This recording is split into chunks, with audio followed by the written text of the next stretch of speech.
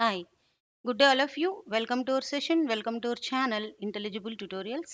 In this today's session now, I want to give the clear introduction of the data flow testing. In the previous videos already we discussed about transaction testing, transaction flow testing, what are the various testing techniques of the transaction flow and all these things. Now in this video, I want to give the clear introduction of data flow testing. Okay, so what is the meaning of the data flow testing?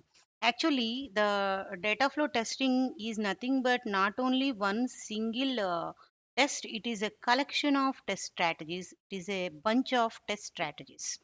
Okay, so on which it is based upon? Based on what the data flow testing can be done.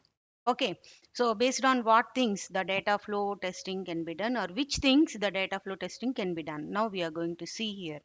So the data flow testing can be done based on the selecting paths. Multiple number of the paths available. So among them, any one of the path we can select. And through the program's control flow. What is the program control flow and how it can be done? And exploring the sequence of events. There are some sequence of events are happening. So what kind of the events that we are going to see? And coming to the data objects, object is the runtime picture of the class. So what are the various kinds of the data objects are there in the testing? So what is the state of the data object? The state of the data object is not only one single state. From the creation onwards, it can change its states from multiple number of the states. So what is the current status? What is the state? Is it in the initial state, or is it in the middle state, or it is in the final state, or going to be dead state? So which state the particular data object is? So all these things, these are the various kinds of the factors where the data flow testing can be done.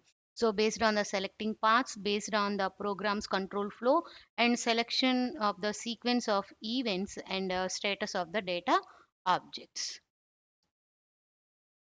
Next, we see what is the exact meaning of the data flow testing.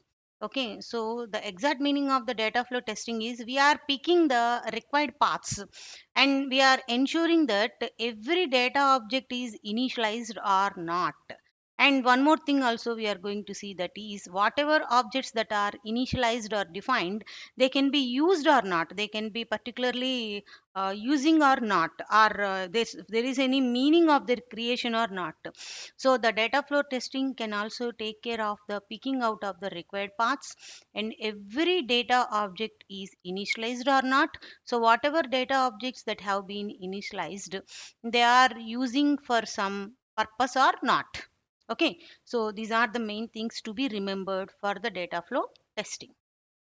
Next, what are the various kinds of the data flow machines? So very first one data flow machine is von Neumann architecture, and the second one is multi instruction multi data machines. These are also called as MIMD architectures.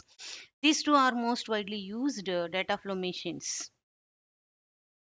So what is the von Neumann architecture now? Most of the computers what we are using now are von Neumann architectures machines. And what is the main feature of this architecture is it is interchangeable storage of the instructions and the data in the same memory units. These two are the main characteristics of the von Neumann architecture, and it is a serial, one instruction by another instruction it will do. Whatever execution of the instruction, it can be done in the serial manner. So other things relevant to the von Neumann architecture is the von Neumann architecture is executes one instruction at a time. What I told in the previous slide, that is sequential execution of each and every execution, each and every instruction. So at a time only one instruction can get executed, not multiple or not in parallel. Okay, so what is the stepwise execution? What are the various steps related to this particular thing? Now we are going to see here. Okay, so that is fetch instruction from the memory,